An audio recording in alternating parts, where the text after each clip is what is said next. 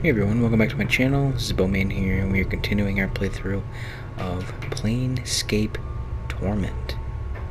So, let's continue. We're still in the mortuary here, but hopefully we can try and get out this episode. So, let's see.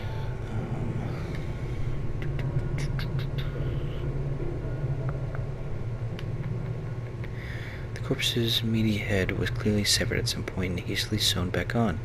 Several different sets of stitching, all in various states of unraveling, seem to indicate that the head is constantly being knocked back off and reattached during the course of its work. A number 79 has been cut into its temples, circumscribed by a faint circle that appears to have been branded on its forehead.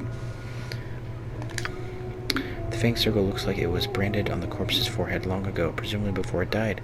It might be a religious icon of some sort or a rite of passage. You notice that one of the recesses between the inner fangs has a small triangle within it, as if it has some special significance. Interesting. How did that mark get there, Updated corpse? my journal. The corpse makes no reply. It looks like it is too far gone to answer any of your questions.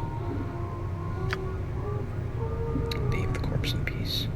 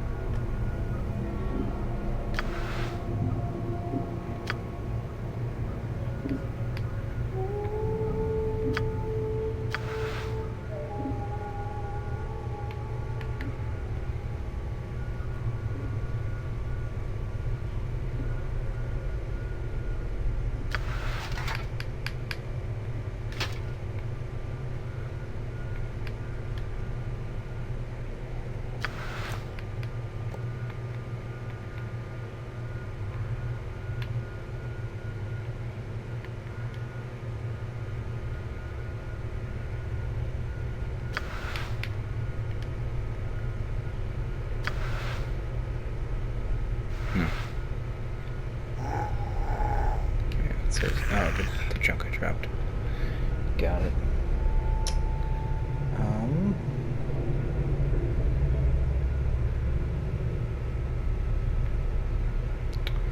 I suppose we can check out over here.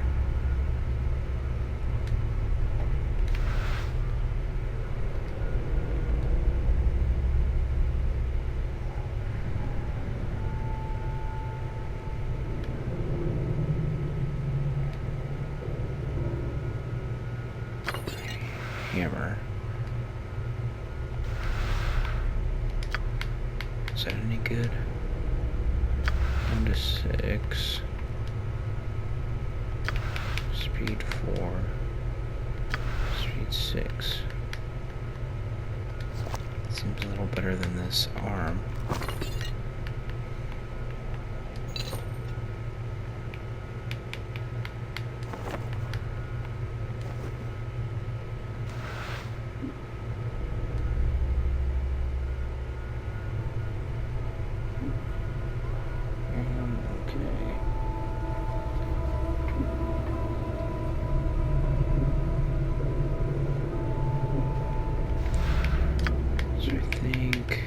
Okay, we have the keys. I think we're good with that. So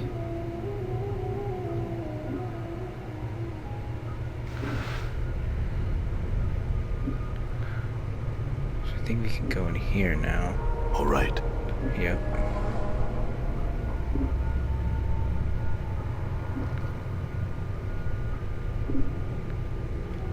Where's that?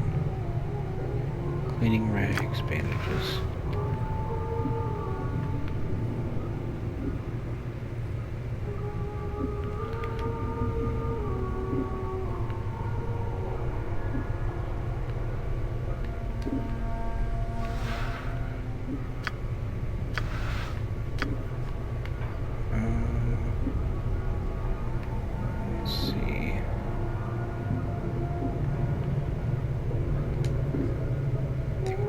Stairs. I think we want to go down now. Okay.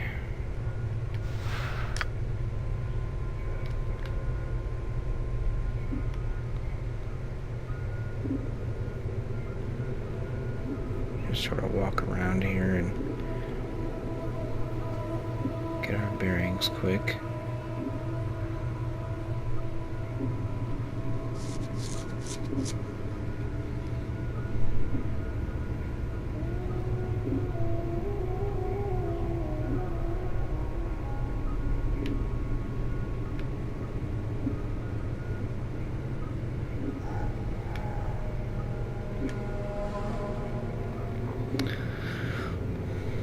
This doddering corpse has its eyes sewn shut as well as its mouth, and the number 732 is carved into its brow. The threadwork that keeps its ocular cavity sealed looked extremely old. You wonder if the eyes were sewn shut before or after the man's death. You notice he is carrying a huge tome in his hands, as if taking it somewhere. You take the tome from his hands carefully. You carefully take the tome from the corpse's hands. It doesn't seem to notice. The tome appears to be a book of enchantments and wards. It is filled with diagrams and charts detailing various aspects of the necromantic arts. The book itself is extremely heavy. As awkward as the zombie is, it must be extremely strong.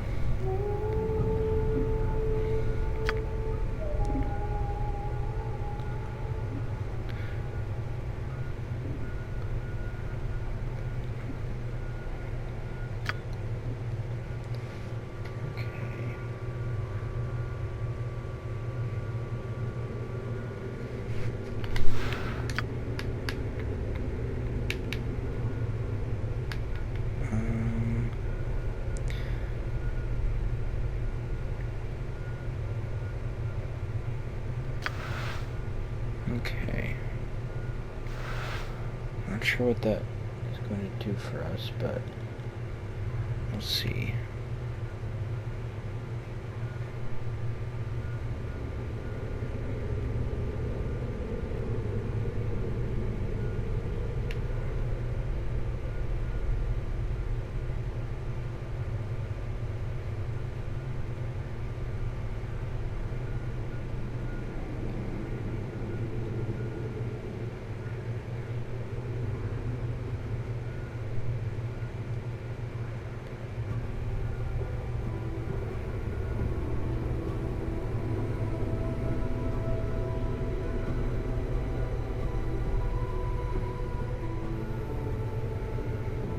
That's where we came out of. There's an odd symbol on this plaque. It looks like a screaming skull with sharp blades protruding from its sides.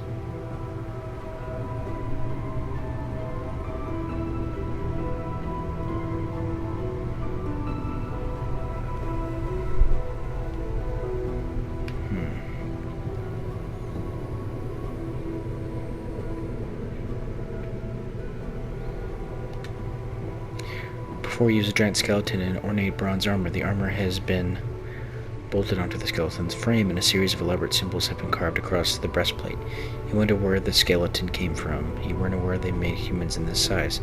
The huge blade in its hands looks like it weighs as much as a wagon cart.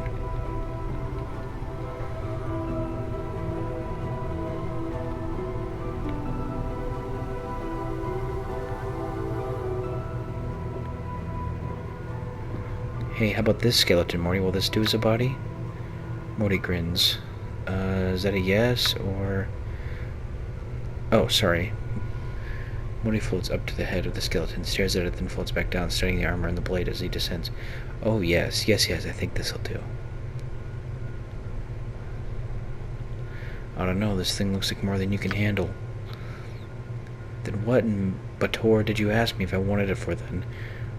Practicing your cruelty skills? Morty bobs indignantly. And after all I've done for you.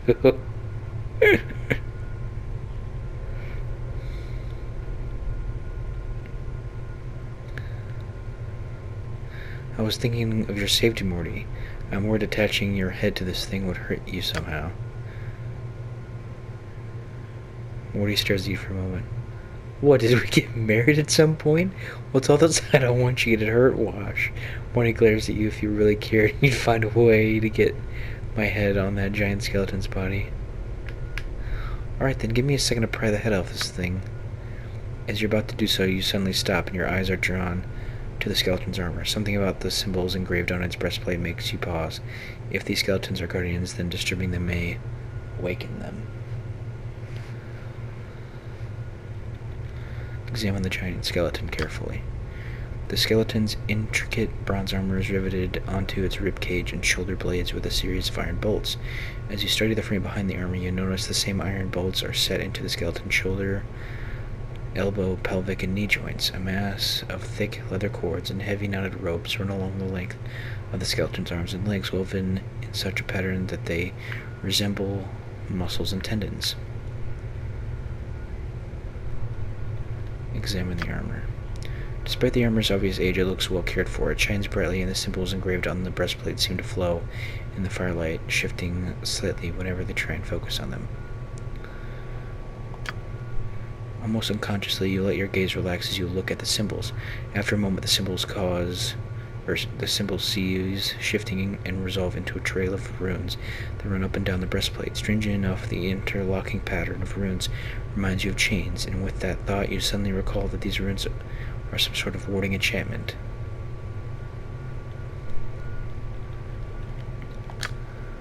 You study the runes for a while, but you can't decipher the enchantment. It looks pretty complicated, and you're having a hard time concentrating.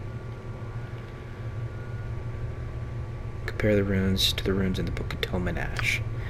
You consult the tome and compare the diagrams to the markings on the breastplate. For one, you can make out the runes are a lesser armoring enchantment, but several skull-shaped runes and spherical tracings along the edges of the armor suggest that several greater necromantic and warding enchantments are woven in as well. Touching the skeleton will most likely cause it to awaken and defend itself. From all you can make out of the tome, it seems the armoring enchantment applies only to the breastplate. The necromantic enchantment allows the skeleton to be raised, but it is warding enchantment that gives the skeleton its limited awareness of its surroundings. You'd guess that if you were to mar the skeleton's wards, it would interrupt it as an attack, unless you blinded it in your presence first.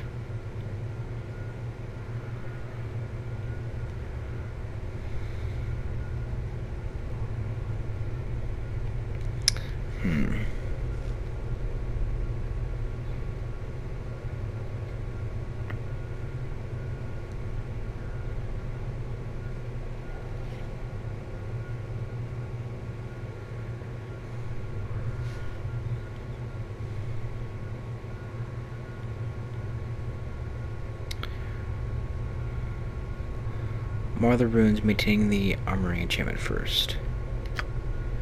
As you begin to work on the runes decorating the breastplate, an iron bell starts tolling throughout the mortuary, and with lightning-like speed, the skeleton awakens, raising its blade to attack.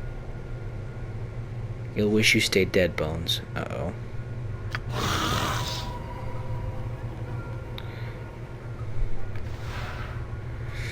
Well, that's not good. Damn. Did you see that? Die. Did you see that? I'm hurt. Don't let it end like this. Well, Worse than last time. here we go again.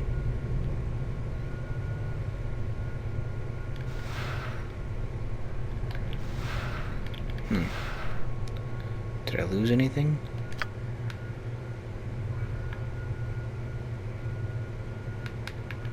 No, I didn't. Huh. Interesting. Hey, what's eating you, Chief?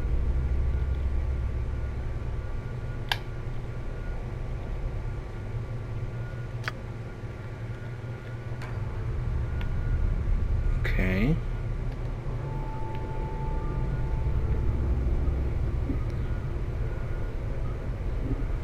Well, that didn't work, did it?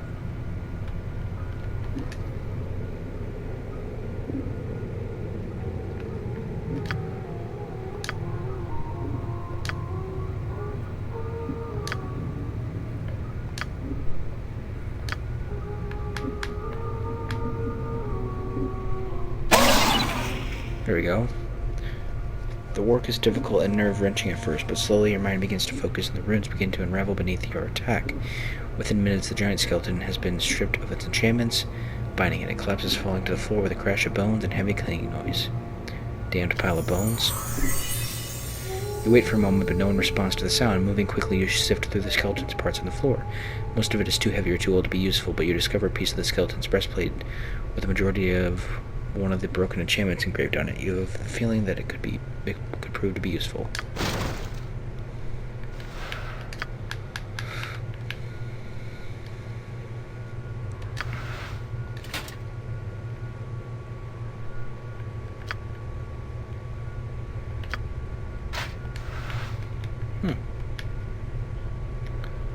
Suppose I do that to every one of them.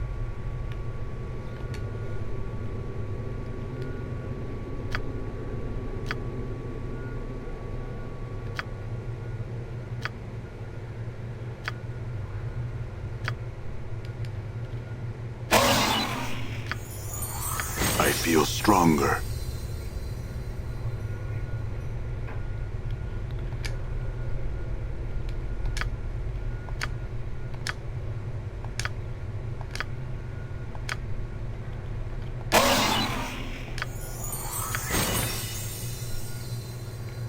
One more.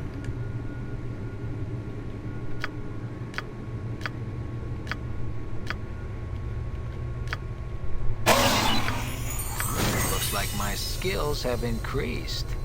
Okay, looks like we leveled up.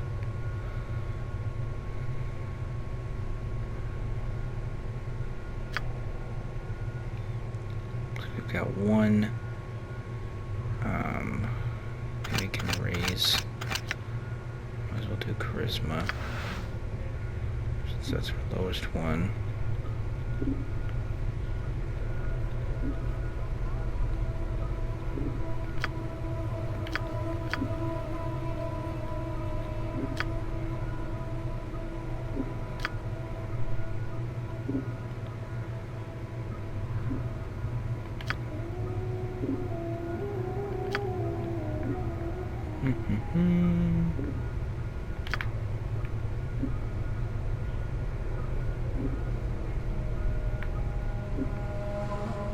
Okay.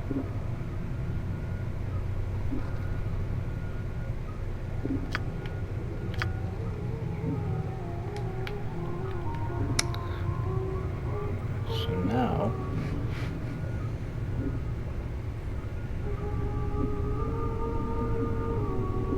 All right.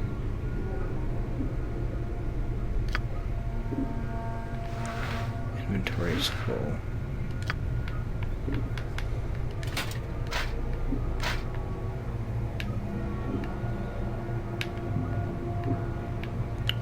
I suppose I can drop this.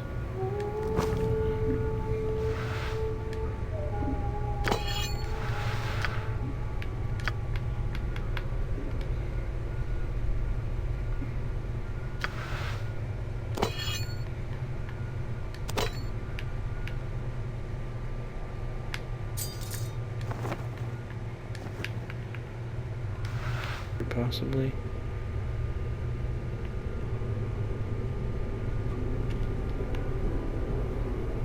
Oh. Who's this? You see a strikingly beautiful ghostly form before you.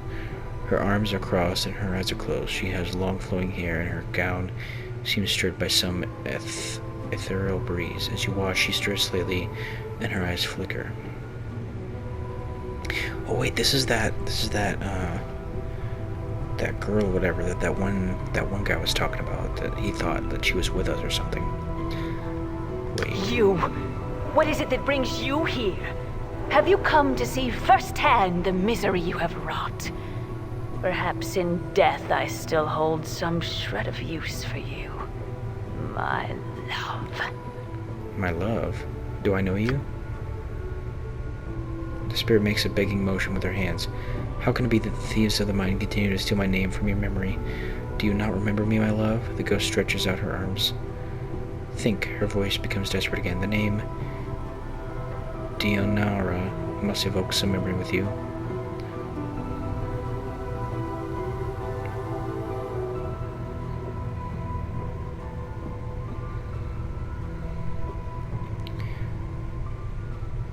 I think I feel the strings of memory. Tell me more. Perhaps your words shall chase the shadows from my mind. Oh, alas, the fates show mercy. Even death cannot chase me from your mind, my love. Do you not see? Your memory shall return. Tell me how I can help you, and I shall. Do you know who I am? You are one both blessed and cursed, my love, and you are one who is never far from my thoughts and heart. Blessed and cursed, what do you mean? The nature of your curse should be apparent, my love. Look at you, she points at you. Death rejects you. Your memories have abandoned you. Do you not pause and wonder why? I'm still trying to get my bearings, actually. What else can you tell me about myself? I know that you have once claimed you loved me and that you would love me until death claimed us both. I believe that, never knowing the truth of who you are, what you were. And what am I? You? I cannot. She suddenly freezes and she speaks slowly, carefully, as if her voice frightens her. The truth is, you are one who dies many deaths. These deaths have given the knowledge of all things mortal, and in hand lies the spark of life and death. Those that die near you carry a trace of themselves that you can bring forth. As she speaks the words, a crawling sensation wells up in the back of your skull. You suddenly feel compelled to look at your hand. As you lift it up and look at it, you can see the blood coursing sluggishly through your arm, pouring into your muscles, and in turn giving strength to your bones. Updated my journal. And you know she is right. You suddenly remember how to coax the dimmest spark of life from a body and bring it forth. The thought both horrifies you and intrigues you.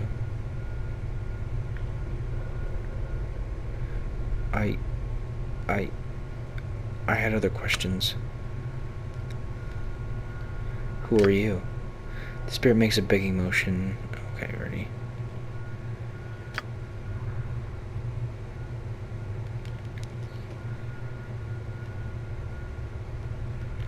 I need to escape this place. Can you help me? As you're about to ask her the question, it catches in your throat. It occurs to you that if you tell her you're looking for an escape route, she may feel you are abandoning her. If you're going to ask her how to leave, you'll need to be delicate about it.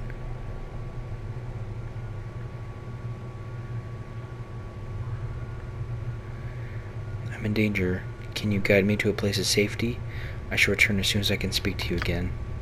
In danger? Of course, my love. I will aid you in any way I can. She closes her eyes for a moment, and you watch an ethereal zephyr pass through her body, stirring her hair.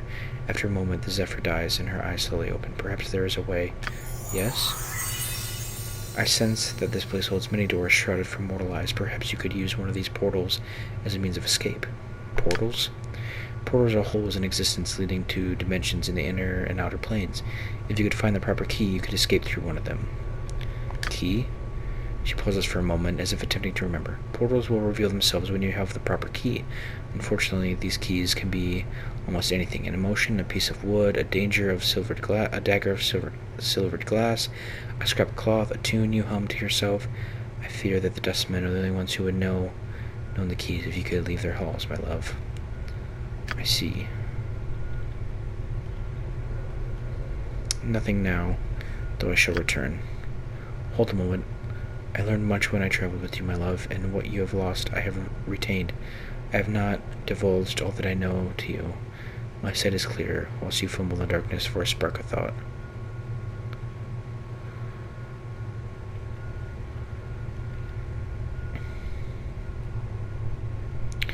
And what is it your sight sees that I do not? Time itself relaxes its hold, and the chill of oblivion slowly claims us, my love. Glimpses of things yet to come swarm across my vision. I see you, my love. I see you as you are now, and she grows quiet. What is it? What do you see? I see what lies ahead of you. It ripples through the plains, stemming outward from this point. Shall I speak of what I see? Tell me. First, I require a promise. Promise you will return, that you will find some means to save me or join me.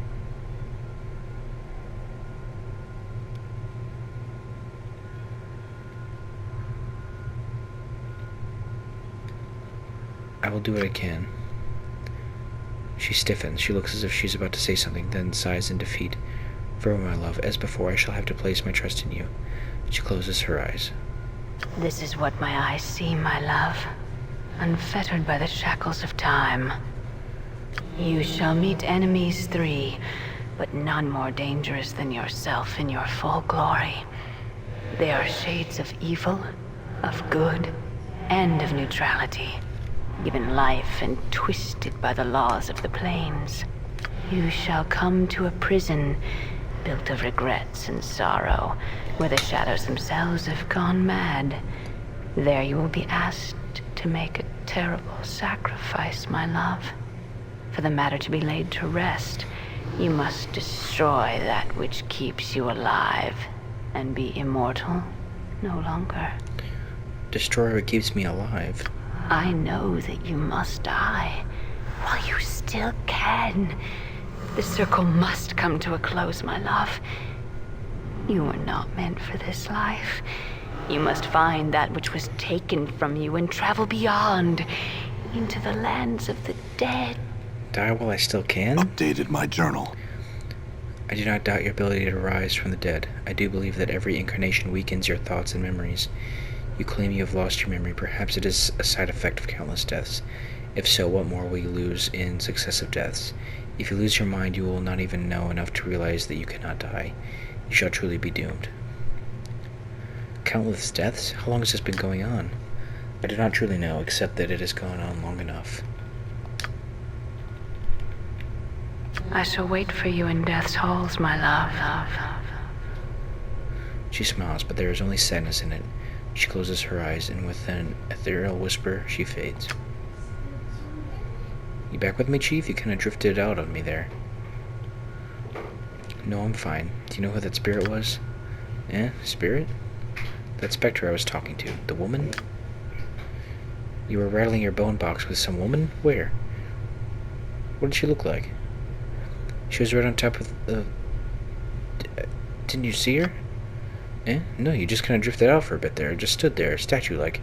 I was a little worried you'd gone addled on me again. No, I'm fine, I think. Let's move on.